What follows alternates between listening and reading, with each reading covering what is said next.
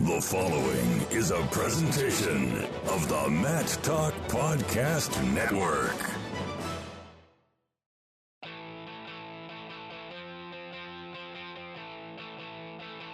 And welcome, wrestling fans, to the Ice Hour. This podcast is aimed at promoting the world of Division III college wrestling and is named for the late Hall of Fame coach Dave Eisenhower.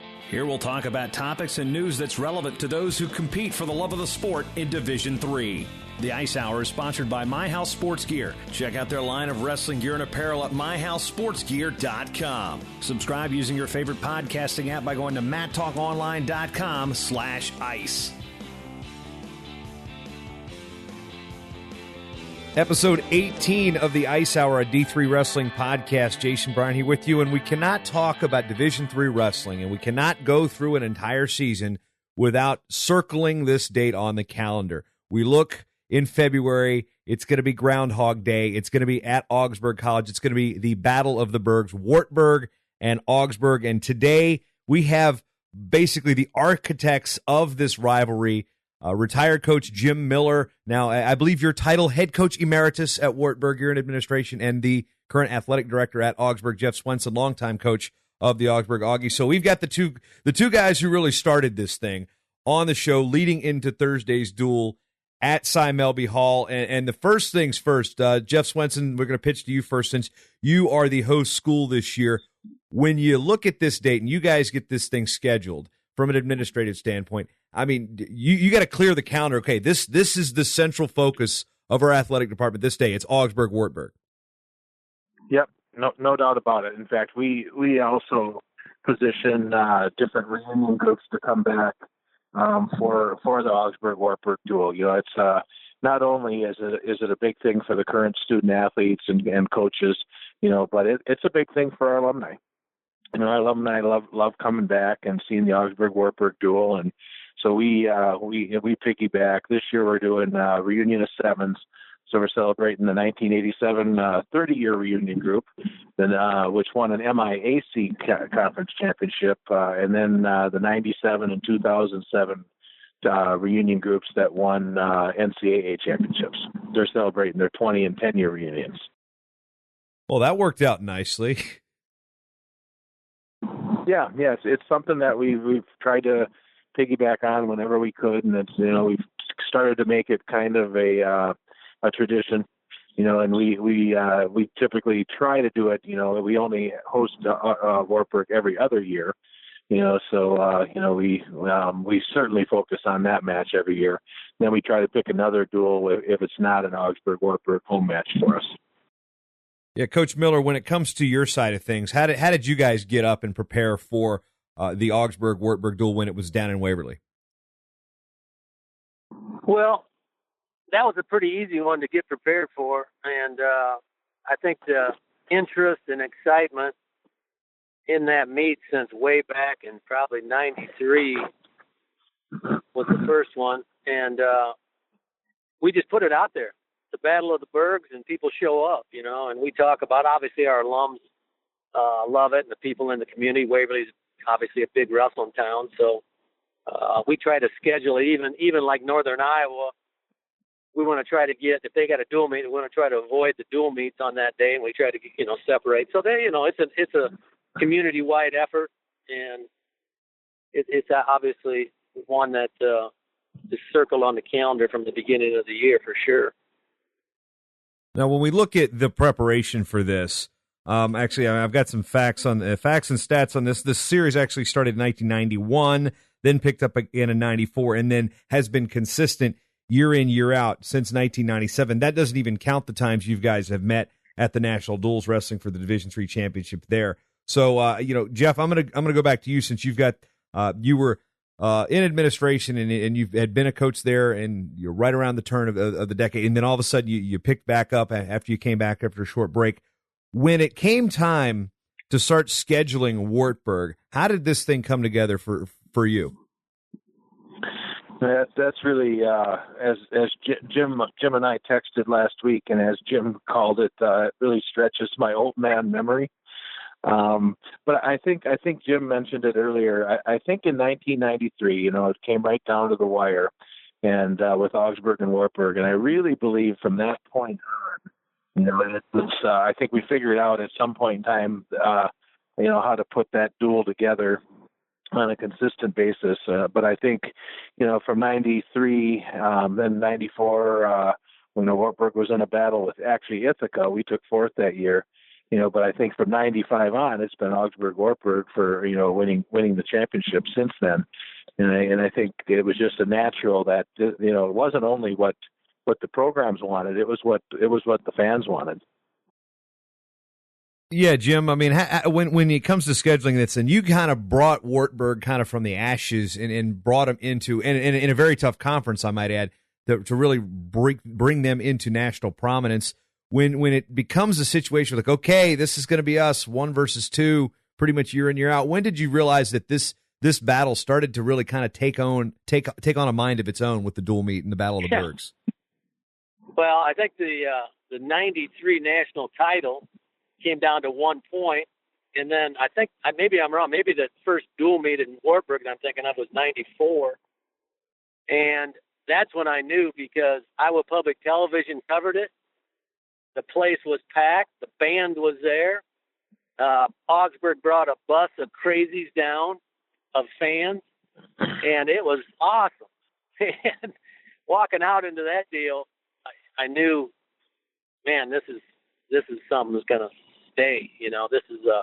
This is pretty special. Jeff, we look back and every championship since 1995 on the Division III, the tournament level has been either won by Augsburg or Wartburg, and it's kind of created an interesting relationship between you and Coach Miller here, even though you guys aren't actively coaching anymore. When did you look at this thing and be like, kind of almost the same question, that this rivalry, this means something more than just two good teams in Division III wrestling meeting each year? I don't know exactly when that happened, but I think what happens when you have a rivalry like that, you understand that, Wartburg is working just as hard as you are with their program. And what comes is, what came, I think, first, at least from my standpoint, Jim, is, I think it was respect. I had an incredible respect for Jim, for his staff, for the Wartburg wrestling program. And then I think out of that respect, we probably, I know he kept me up at nights, worrying about our athletes, preparing for them. But I think out of the respect came friendship. It seems to me at some point in time, it just kind of was like, we're both beating our heads against, the wall, trying to beat each other. And I think, at one point in time, and I don't know who reached out to who, but I think I might have been going through Waverly and gave him a call, and we had lunch, and when we were kind of occasionally drawn to each other, whether we were recruiting somewhere together or anytime we were in the same vicinity, we were kind of drawn to each other at an event, and friendship developed. When it comes to scheduling, too, with the national duels, when the NWCA branched this thing out to start all divisions in 2002, it was Wartburg and Augsburg in the finals. That first one went to Augsburg, and then Wartburg won 2, then Augsburg, then Wartburg, then Augsburg. I mean, Wartburg's won the last 7 in a row at this point. But when we look at, actually, let me do my math. 1, 2, 3, 4, 5, 6. Yeah, 7. Make sure I've got my stats right, because I know you guys will correct me when I'm wrong about a stat about who's got who in that respect. But when the national duels come around, did you guys think that, why don't we just let that be it? Or was it something, starting with Jeff, that we need to make sure, whether we face each other at the national duels or not, that we have a home-and-home series consistently, whether or not we meet somewhere else during the season? What year did the national duels begin, Jason? 2002 for Division III schools. Yeah, I don't recall, Jim, ever thinking that we wouldn't keep our home and away. For sure. Yeah, that was never a thought at all. And we just, assumed that we may meet at the national duels, and if we did, it'd be in the final. So that's pretty much how it played out. Coach Miller, is that kind of like a benefit? Be like, all right, well, we get to see him once already, and then we get to prepare for the big dog. And do you think that may make for a more exciting dual meet to know that, okay, this is round 2 for the season, but this is on our campus? Yeah, I think you know what? I think you see them one time, and then maybe it was a month later, or 3-4 weeks later, you're going to see them again. So you're trying to make adjustments, and I don't know how many times matches from the national duels turned around from both sides in different years in the dual meet 3-4 weeks later. And so, because it was so hotly contested and so many matches were that close, that's the way it was. And so you could never get comfortable. You could never relax. And like Jeff said, you always, one great thing I think that happened was not only the mutual respect and all that, which is fairly unique, I think, when you're battling like we were, but I think it lifted up the whole division. I know it lifted up the Iowa Conference because Augsburg helped us get better, and I think we helped them get better because you had to keep climbing the ladder to keep your head above water, or not above water, but a little bit above them, or you're trying to, and vice versa. And the people in the Iowa Conference, for example, we were getting better, so if they were going to compete, they had to get better. So I think it was great for the whole division, the rivalry. Yeah, Jeff, your thoughts on how this has really impacted the world of Division III wrestling. The New York Times came out and did a story featuring the rivalry, and Jim will talk about the New York Times showing up in Waverly here in a minute. But very few Division III sports will make this type of impact in the New York Times, and this one featured a wrestling dual meet between two schools that end in Burg. I mean, how much do you feel that this really has helped carry and lift Division III into national prominence? Oh, I think it's lifted Division III. There are some folks out there that may think it's even hurt Division III because only two schools have won championships since '95. But I think it's actually lifted Division III because it's exposed Division III on the national scene. I don't think at any level, and you can talk about Division I, II. There's certainly. If you polled all of the wrestling coaches in the country at all divisions, probably the greatest rivalry in all of wrestling right now is Augsburg and Wartburg, and that is because since '95, those are the only two schools that have won championships. How many years is that? Is that 21 years now? I mean, it's just incredible that has happened. I don't think. Back when we were battling in '93, we ever thought that was going to happen. Certainly we thought that we were going to try to keep this thing going as coaches, but to see it happen the way it has really been nothing short of remarkable. Yeah, Coach Miller, let's circle back on that in terms of the prominence, the relevance, the exposure that this rivalry has, and not just this rivalry, but more or less this dual meet, because this is really where a lot of it kind of creates that fervor. You get a couple thousand people in, regardless of whether it's in Waverly or if it's in Minneapolis.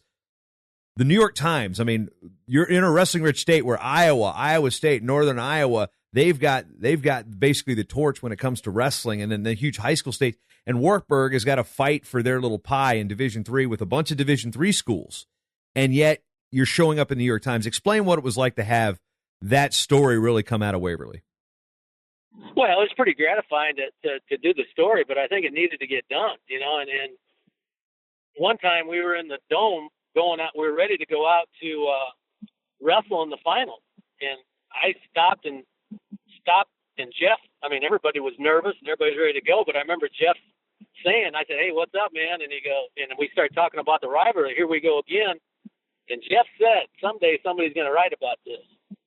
And years later, here's a guy from the New York Times wanting to write about this and did. And I don't know how many wrestling stories have been on the front page in sports of New York Times, but that was a feature story that was pretty cool. And I think it was a good story just for wrestling, for the casual fan to read the story, so.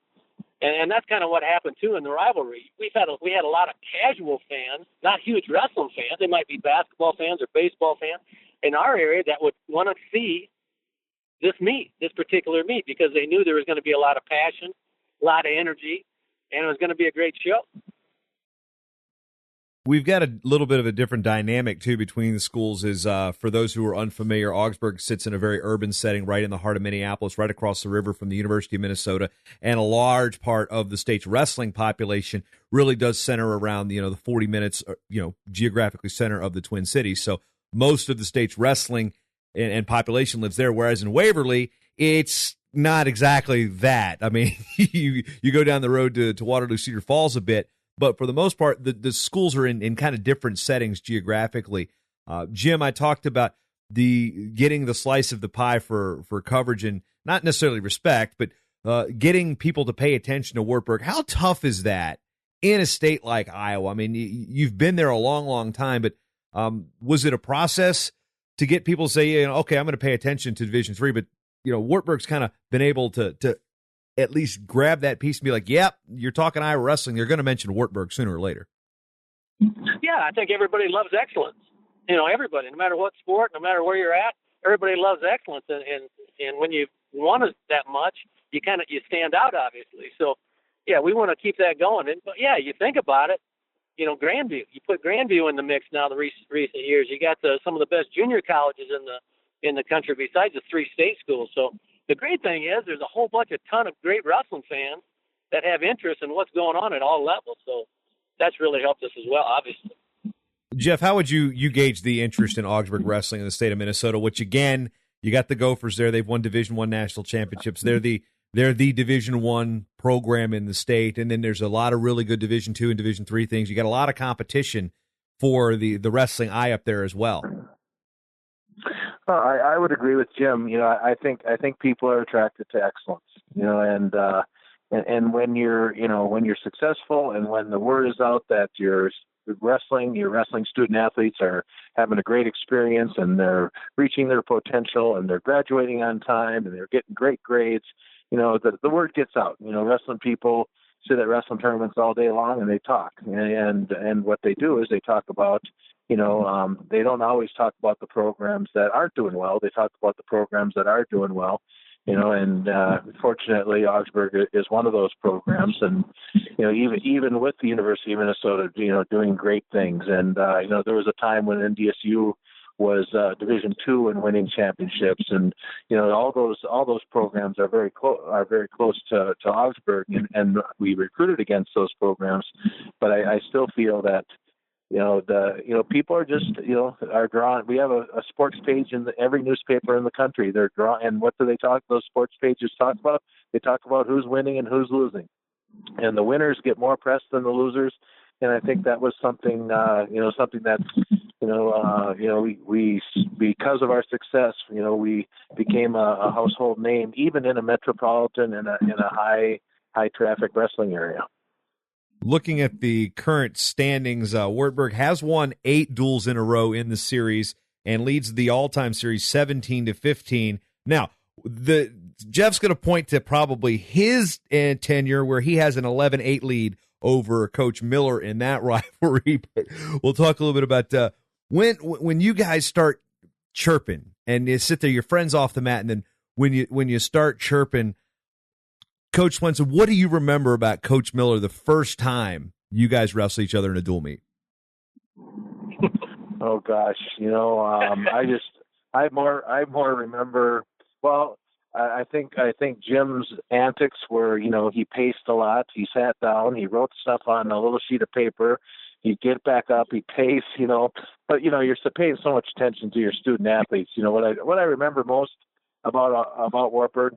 Is when they shook hands, they were ready to wrestle. I felt like they were well prepared, and they kept me. We were always challenged, and I just knew that they had a great leader.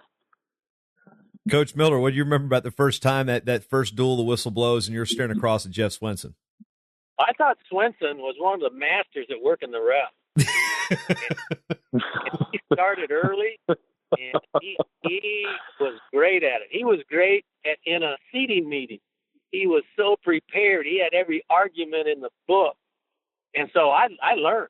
When I first started, I learned. I better be prepared every step of the way, not just in the wrestling mat, how to talk to the referee, I better be prepared in the seating meeting. And so that's some of the things that I take away.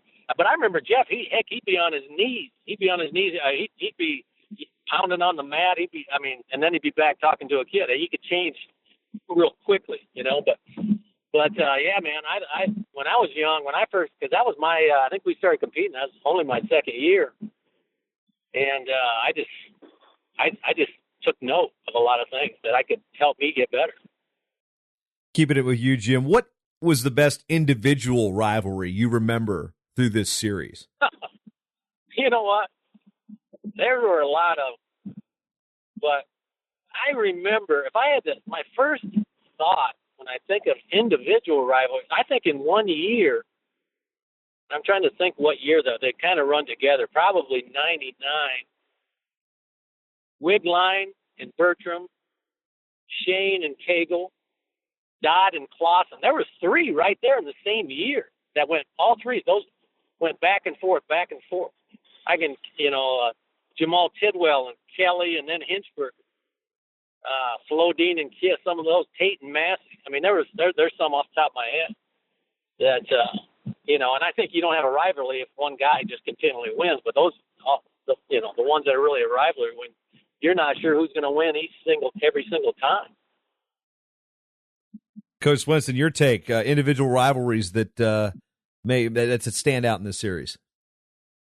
Well, I'm really impressed with how many Jim remembered, but I certainly had Bertram, Weigland, and Cagle and Shane.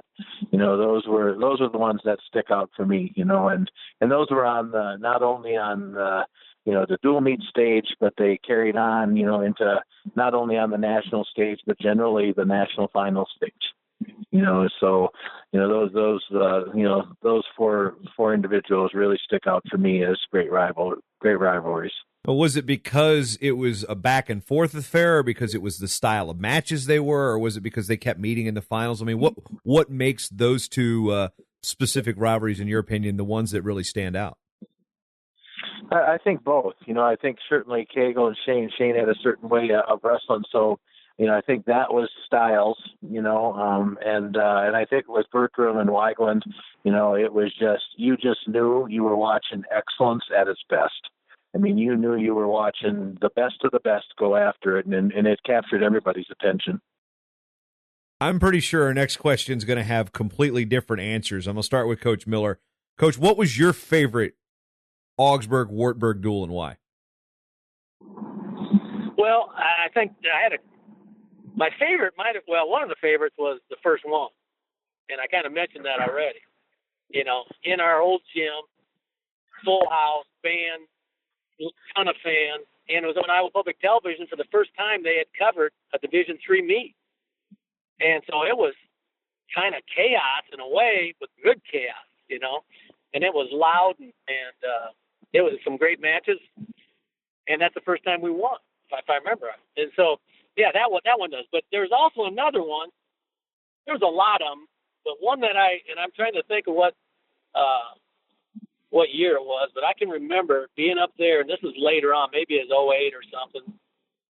We walked out just to warm up. I mean, we walked out just to get on the mat because the mat was on the stage. We were going to come back in the locker room and so forth, and Augsburg had a ton of people there. And we just walked out to get on the stage to feel the mat and all that, and we got booed hard. We got booed hard. And we didn't even, Augsburg team wasn't even out there, nothing. I mean, it was just kind of I thought people would be just getting their concessions and all that. So, wow, we knew it was on. And maybe that same year, 1 year up there, and it might have been the same year, the weigh-ins were so intense, just the weigh-ins. And, I mean, people weren't talking. They didn't smile. They sneering at each other. Dude, it was on. And so, yeah, man, those are some of my good memories. Coach Swenson, your turn. Well, probably anyone that we won. But it was a pretty good feeling because it was such a great rivalry. Yeah, I do remember going to the University of Minnesota one time, and we wrestled before Minnesota wrestled Oklahoma State. And I don't remember, Jim, if they were 1-2 at the time. I know that we, Augsburg and Wartburg were ranked 1 and 2 at the time, but we had an opportunity. I mean, these kids that wrestled in this duel, I think the attendance was somewhere in the 9,000s, and I would say that at least 6,000 of them came for the preliminary duel with Augsburg and Wartburg, and I think that was pretty cool, to do that in Williams Arena. I remember, I just remember so many battles coming down to the heavyweight. And I think I can't come up with the years now, but I think, those were tremendous, whether they happened in the dual meet or at the national duels. At the end of the day, you just came out, you just thought, wow, what a battle, and I felt that way a lot. I thought, wow, what a battle. I felt that way, quite a bit when we wrestled Wartburg.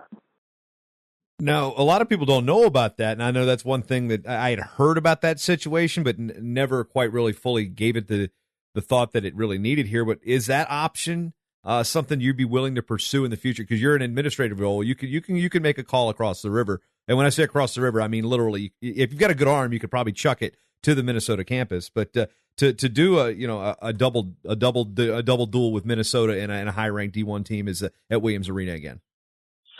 That's actually a good idea. I don't know why. I think we tried to entertain it a couple times afterwards, and I think Minnesota wrestles Iowa coming up this Sunday. It's probably something that we could look at it. I'll certainly have Coach Molsoff talk to Coach Keller about it. That's a good idea, because I don't know how Jim felt about it, because it was up in Minnesota land. But we could do it down there too before a duel if somebody was willing to do it down in Iowa as well. I don't know. McLeod Center might be an option. Do it right there at Northern Iowa. Well, yeah, for sure. And they're wrestling Oklahoma Sunday. So either way, I think that could work. 'Cause that was a great meet at Minnesota that year. Doing the prelim with Okie State in Minnesota. That was a good experience for all the athletes, and I'd be all in for that. Moving on, in terms of things happen in dual meets, and in a Division I, the wrestling fans know about what happens in Carver. They call it Carver magic and things that happen. And you guys have both coached hundreds, if not thousands, of dual meets collectively. Not to make you feel old or anything, but starting with Coach Swenson, there are generally wacky things that happen in rivalry type of matches. What is some of the things that you sit there and look at and be like, of course, this crazy thing is only going to happen when we wrestle Wartburg? Any of those wacky memories that you've got, be like, oh, of course, it's Wartburg. Well, the upsets. As Jim indicated earlier, I think for me it was the upsets. I certainly come up with a couple, but just the like Jim had said, we wrestle at perhaps the national duels, or and then somebody would turn the tables on somebody in the duel, or the last time one wrestler might have won, and the next time the other guy wins. There just always seemed, it was rare where there wasn't an upset in an Augsburg-Wartburg duel. Jim, your take? Yeah, I can remember one year up there, we got beat by 5 points and got pinned twice and late in the match. I went crazy. We got pinned twice, and we weren't even getting majored. We get pinned. That was a long ride home, and I'll never forget walking out. One of the fans said, Coach Miller. And I looked up and he goes, "Have a nice ride home." And they're laughing at us. And it was. So, yeah, things like that. All that, something's going to happen. Sometimes you walk out there feeling pretty good because you got one over, but not that often. Yeah, speaking of fans, even though you're getting booed, and this seems like the fan bases, in my experiences in Division III, once the matches are over, there seems to be more of a brotherhood, sisterhood type of thing. It's not like, I'll see, Jim Molsoff and Eric Keller talking with one another, like, outside somewhere at the convention or somewhere else. I don't think Tom Brands and Cale Sanderson are going to really be doing that a whole lot in the Division I era. So That's one thing I like about that. But as far as the fan bases go, Coach Miller, somebody's yelling at you like that. What are some other things you've heard from the fans that have given you a chuckle over the years from the Augsburg side of things? Well, a lot of times the fans just talk right to the athletes. I mean, it's not really bad, and actually, usually the fans, like you said, are respectful, and I think it's just in good, in good competition. It was never really vulgar or really crazy, but they knew how to get to the point. And sometimes, if we had a great meet, I'd have them come up and say, hey, great job, man. But I'm going to tell you something. The thing that, if I want to mention something before I forget, one thing that sticks out to me is how many athletes, and I'm sure Jeff had the same thing, how many athletes from Augsburg, after they were done, NCAA tournament was over, came over personally to say, hey, Coach, just really want to say, I want to let you know how much I appreciate the rivalry, the experience, and these guys were, some of the guys are battling as hard as they could for 4 years or whatever, but they expressed how much they appreciate it. So, man, that was pretty cool. And I know Warburg athletes felt the same way. Yeah, Jeff, your take there. I mean, I want to start with the maybe the fan chirps, because that's the stuff I kind of like. But moving on to the point with what Milboy was saying there. I remember being booed occasionally, like Jim did when he came into the Augsburg gym. I think probably our the fans are pretty classy at the Division III level. I think about the worst I got, was a few of them saying, how do you, after maybe a Wartburg loss, or an Augsburg loss to Wartburg, how do you like that, Coach Swenson? I do recall that once because it made me look, but I think I do. I think the fans are pretty respectful. I don't think they get personal very often, but there's always somebody out there. But I don't remember anything that really jogs my memory there. And, of course, I think this goes without saying, no matter what facility you're in any building in the country, there's always the he's backing up guy. I think the Gophers he's backing up guy is up for hire, but the he's backing up guy is always at every single dual meet. And that's just one thing that always jumps out to me, especially up here in Minnesota. They love that one. Milboy, you hear the he's backing up chant a lot down there in Iowa? Yeah, I mean, you hear it, but you don't care, because we're not backing up. We're not really backing up, but you just sometimes, even during the meet, you got to smile sometimes with things that you hear and things that go on, or, sometimes I even remember smiling, kind of laughing with Swenson. We both went to the table at the same time, and I don't remember who the referee was, but and I don't even remember what the result was, but sometimes you meet in the middle and like, wow, right in the middle of a big tough match. So it was cool. Coach Swenson, I'm curious on one time that Coach Miller got one over on you, whether he bumped around the lineup and just took you by surprise and be like, I didn't anticipate this. Did he ever get you like that? Well, even if he did, I wouldn't admit it on iPodcast. But no, the one thing I do remember, and I always knew Wartburg was well coached, but I do remember one time, we talked about the Bertram-Weigland, rivalry. And I remember Weigland being interviewed afterwards, and Zach Weigland's a classy kid. And he gave, talked about, good things about Bertram, but I remember him saying that his coaches picked up on something Bertram did, when Weigland had did a certain maneuver to Bertram, and I thought, wow, there you go. Good coaching. I still don't know what it was. I got an idea what it was, but that stuck with me, and that's almost 20 years ago now. All right, Coach Miller, I'm sure you're going to tell now when you got over on Swenson, but what's one time he got over on you, too? I would say Marcus Levester. Just his presence alone? Yeah, that's right. I could see Swenson smiling from Waverly. I could see him pounding his fist from Waverly. And actually, this is kind of funny. Mark Schwab was at Minnesota at the time, and I coached Mark at UNI, right? And we talk once a week just about anything. We're just friends. And one day he calls up and says, "Mill boy, you ain't gonna like this, but Levester's going to," or I don't know in what order he said it. "Levester's going to Augsburg, and you'll never beat him." something like that. And I could just see Swenson smiling ear to ear. So yeah, I think just his presence was one. I mean, not that we had I didn't. It was just some of those deals where, okay, and he probably felt that way too with a Keen Carter or who knows who, but yeah, that one, sometimes you just got like, wow, you give them, it's like, wow, good one, or something like that. Now, I want to, bring up Levester, who's undefeated Division III champion 4 times. People know that.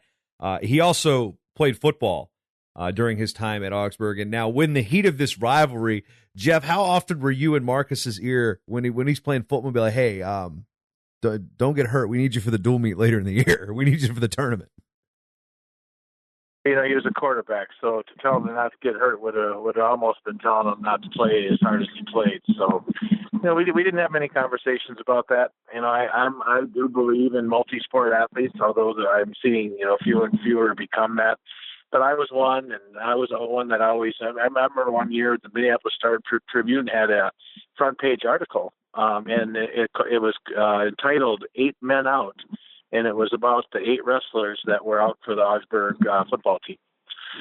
So it was something that we kind of, promoted. I was a football and a wrestling coach at Augsburg. I did that for 10 years. I was on the football staff for 10 years. So, I probably had my anxious moments, but, I just always felt things would work out. I always had trusted that things would work out and we'd be okay. Yeah, Coach Miller, what were your experiences with multi-sport athletes in terms of your high-profile wrestlers? You'd be like, okay, you can go play. Just be careful. Yeah, I think you got to be careful with it, but, you got to support it because, you get a small college and the kids dream do both. Hey, you have them go do both. Well, it never really was a question if they wanted to. Sometimes they'd go play and maybe a year or two they'd decide, I'm going to pick one. Or, that happened probably more than staying 4 years for both sports. But yeah, I had no problem with it whatsoever. As this rivalry has developed and blossomed over the years, and of course Wartburg does have the run of 8 straight right now in the dual meet, that hasn't stopped Augsburg from winning a national title within that span. And Coach Swenson, from that perspective, we look at what happened in Hershey with Jim Mulsoff's an interim coach. Mark Matzik had left to take a teaching job back in his home state of Wisconsin. And then you're looking at the dynamic. The dual meet was not close. And there was a couple close matches within that dual meet, but then you go into the tournament, get bonus points like crazy. You really basically, Augsburg puts things together. Does that just add that more pop to this rivalry between the schools? Like, yeah, you might have beat us in the dual meet, but guess what? We wrestled lights out at the national tournaments. How much does that Hershey experience really kind of just add to the mystique of this rivalry? Oh, I certainly think that was, that rekindled it, with Wartburg, taking ownership of that title for the national championships for a couple, I don't know how many years it was before Hershey that they had won it straight. Was it 4? Yeah, nobody's won 5 in a row. It's capped at 4. Yeah, so they were at 4, for Augsburg to have the tournament that they did. I will say that, Jim and I were texting during that tournament, and the first thing, as soon as I think it was at 49, Kenny Martin didn't pin his wrestler, and so Augsburg clinched the meet, and all of a sudden I get a text, and it's from Jim congratulating me, secondhand, of course, with Augsburg's performance, and I'll never forget, he said, if we had to lose it, I'm glad we lost it to you guys. And that's the kind of thing that goes on behind closed doors with Coach Miller and I. There's just a great amount of respect still, for that. You did mention that they had won 8 straight, but they've only won 6 straight, Jason. All right, I'll have to look at Stoner's notes on. Let's see. Let's go here. I'm going to throw Don under the bus, who does a great job, by the way. You guys have had the benefit of some great sports information directors during your time there. Of course, Coach Miller, you had Mark Adkins for a long time, and now you've got Katie Joe doing a great job for Wartburg, and of course, Stoner's an institution at Augsburg, so they're helping me. Let's see. I just got to look at my. You know what? It's not even worth it right now. You guys will figure that out on the mat. But as we move forward, I mentioned Jim Mulsoff, the head coach now, who had the interim tag removed shortly after the national championship back in Hershey in 2015. Wartburg has had one coaching change, and Eric Keller was a co-head coach with you, Coach Miller, and then now assumed the role when you retired. Augsburg, Coach Swenson, you went with, after you retired from coaching, Sam Barber, Mark Matzik, now Jim Mulsoff. I'm going to start with Coach Miller and what it takes to find the right coach that melds with your system and can enable your program to keep firing on all cylinders. What was it about bringing Eric Keller into the Wartburg family as a coach that really made this thing a smooth transition? Well, I didn't know. I got Keller came in back in maybe 2000 or something like that. He graduated from UNI in '99, and he came right out of college. And I had very little money or anything. He just wanted to coach, and I just invited him, and it happened to work out. And then we were together for 12 years. And so, he took 1 year when he was the head coach at North Central, then came back when Dave Malachek left and went to lacrosse. So the nice thing was it was a pretty seamless transition because we had been together so long. And, sometimes I want assistants that want to be head coach. That's who I'm looking for, somebody that wants to be a head coach. And some guys, when you're leaving, and we had won, I don't know how many national. I know it was 3 in a row, my last 3, but the success we had, I think we won 8 out of 11 my last 11 years. So some coaches kind of hesitate to take over, at that in a situation like that. But he embraced it. He wanted to. He that's what he's about, and he hasn't spent time worrying about what if I don't win this or what if I don't win that, So. Yeah, so I knew I felt real confident it was the right guy and the right fit, and so I just felt good for our athletes because it really wasn't a big transition because they all knew him well and they've been with him their whole career. Yeah, Coach Swenson, you've kind of had a slightly different role because you've been the AD during this tenure. So not only is it you're looking at who's going to take hold the program after you hand it over, but you're also the one doing the hiring. Explain what it was like. Going through the line, you had, Sam Barber, who wrestled Division III. Now he's a Division I head coach at the Air Force Academy. Mark Matzik is an alum who won a couple titles, won a national championship as a coach. And then Jim had been around the program in the state of Minnesota for a long time. So each one of those guys. And when it comes to hiring somebody at Augsburg, I mean, how much pressure do you feel like you're under to have made the right hire? Well, I think I feel like I'm under pressure to make the right hire in any sport, not just wrestling. But I feel that the 3 coaches we've had since I left have all done good jobs. I feel like they knew how to treat kids. And like you said, we've had some success. Mark won a title, but I think where we've settled in is for me, and not that I wouldn't say this about the other coaches, but with Jim Mulsoff, when I think I have younger kids, my boys right now wrestle, and the greatest compliment I can give any coach in the Augsburg athletic department, is that I would want my sons or my daughter to wrestle for them, or to play sports for them. And I feel that way about the combination of Jim and Jim Mulsoff and Tony Ballack. I think they're a great team together, and I'm guessing that Jim would say that about Eric and his staff as well. They're a great team together, but more importantly than anything else, they're getting the job done with techniques and things like that on the mat. But coaching is a lot about how you treat people, and when they're treated right, they're motivated to wrestle hard for you, and that's what we have going now with Jim and Tony. Coach Miller, as we wrap up this episode talking about, 40 minutes is not going to do this rivalry justice. And I think everybody that's a wrestling fan in the state of Iowa, the state of Minnesota, or a college wrestling fan, Division III, knows that. So if you were to basically talk, if you're enticing people to come to this dual meet, whether it's It's in Waverly one year. This year, on Thursday, February 2nd, it'll be in Augsburg at Cy Melby Hall. If you had a 20-second sales pitch to tell somebody off the street what makes this a great match and a great rivalry to experience, what would it be? Well, I think you just talk about a little bit of the history real quick.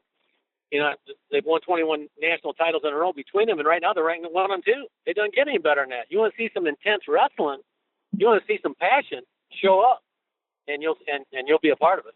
That's my gig. Coach Swenson, same question.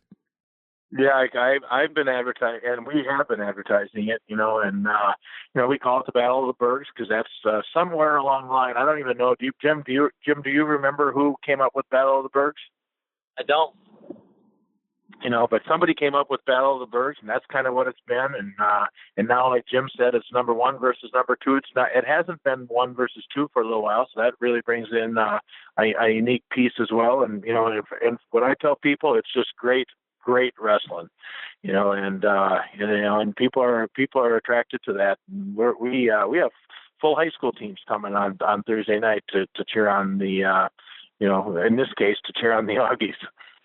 Yeah, we've got a dual meet beforehand. Starts at 5:00 with Scott West, who people may know is the alma mater of Pat McNamara, wrestled Division I, but one of Jeff's national champions, Nick Slack, who was a Scott West. Well, actually, Scott West is a co-op between Jordan and Belle Plaine. So for those who are unfamiliar, what the heck is Scott West? That's what it is. And Slack, I think he's a Belle Plaine guy. I'm not sure. Is he Jordan? Do you know, Jeff? Nick Slack? Yeah, is he Belle Plaine or is he a Jordan guy? I think he's Belle Plaine. Okay. Well, I know that's where it's a little confusing. But anyway, they've got Scott and Waverly Shell Rock, which is the high school like 2 seconds away from Wartburg. So you're drawing the local interest with home and away. So if you're there, 7:30 Cy Melby Hall in Minneapolis, there might be a familiar voice on the PA for this one. So yep, gonna be there for that one. So if you can put 2 and 2 together, I'm excited for this. I've seen this a couple times in the past, and I'm excited for it. I'm excited to have both of you guys on to talk about this. So, Coach Miller, Coach Swenson, thank you for the time, and we'll see you on Thursday. All right, thanks, Jason. Hey, Jason, one thing. My first connection, Darren Ripley, the coach over there, Scott West. My very first job out of college was in Riceville, Iowa. His dad, Dave Ripley, was the head coach, so I got a little connection with Darren too. All right, it just all comes full circle here. This is great planning. This is good stuff here. All right, gentlemen, thank you for your time, and we'll see you Thursday. Okay, thanks a lot.